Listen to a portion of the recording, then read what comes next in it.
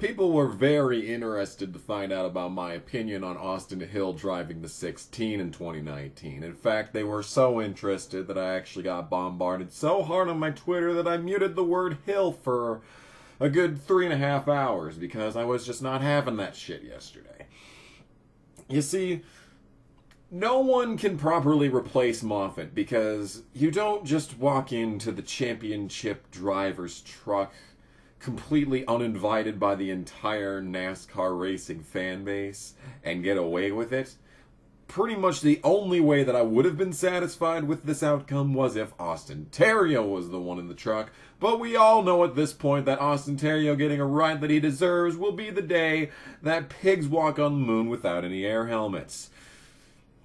I'm going to specifically add that without any air helmets caveat because I have a feeling that that may be an Elon Musk task in the future to find a way to get pigs on the moon. I mean, space bacon sounds pretty epic if you ask me, so I don't even blame him if that's an idea that he's had, but at the same time, it's like I feel like our resources could be used better. The point that I'm trying to make is that there's no one that could have replaced Moffitt. However, I'm pretty satisfied with this outcome because this could have been Riley Herbst's ride. I thought for sure it was going to be Riley Herbst's ride. I was on the edge of my seat, preparing myself for the cataclysmic failure that was going to be Riley Herbst's first Truck Series season, because there was pretty much a guarantee that was going to happen. And you know what? I still have to thank him for giving Brett Moffitt a win that I could watch in person. I'm not going to fault him for that, but I'm going to fault him for the fact that he can't drive for shit. Now, you see, Austin Hill doesn't suck ass. He's actually decent. He's taken dog shit equipment and done decent in it. He actually ran a few ARCA races this season and did half decent. I mean, I think he was driving the same team as, like, Harrison Burton was. But at the same time, I'm assuming it wasn't the same funding level for that. But, during his tenure with Young's Motorsports, he took pretty much mid to low tier equipment and started putting it in the top 10 consistently. He had a shot, I'm going to say, at the top 10 in points this season.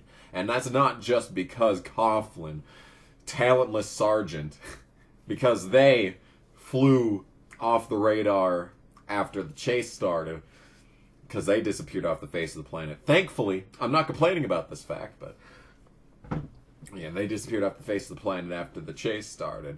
That's not the reason. He was still pretty much probably going to beat Coughlin on points, regardless of whether or not he disappeared off the face of the planet. So, I don't know, man. So, yeah. But he put the try. He was a consistent top 10 worthy driver. He was top 15 all season long in equipment that should have been running 20th every week. So, I don't know if he's ready for the big shot. If he's ready for his big shot. I think he's put in enough work. I think he's put in enough hours. I'm just worried about the fact that this is with Hattori. We saw all season long that their qualifying was dog shit. I don't know if they're going to be going permanently over to the NT1 engine now. That may change. That may change their qualifying habits. But, yeah, I don't know. I don't know if he's ready for unreliable, fast equipment. I feel like he's going to expect to get wins, and if he doesn't get wins, he's going to be too hard on himself. Now, he should be hard on himself if he doesn't get wins, because that's a race-winning team. However, you need to take things one step at a time. Brett Moffitt should have won K&N East Championship 3 times, and he was a Cup driver.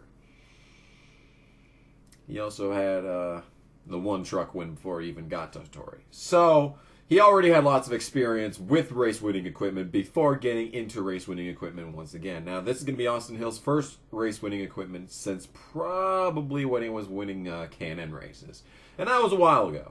But still, we'll have to wait and see what the future holds for Austin Hill. I'm gonna say easily he's going to be a race contender every week. He is going to be a thorn in Sauter's side. This year belongs to Todd Gilliland, though, so How far will Austin Hill make it? We'll just have to wait and find out. I'm still interested in the truck series, even if Corbin's probably going to get screwed out of any sponsorship opportunities that he may have had. Yeah. This video's 5 minutes long. I think that's good enough. I'm going to go with that. I'm Kamikaze Games, and that is my final answer. Cheeky bitch, I know, right? I'm a cheeky fucking bitch.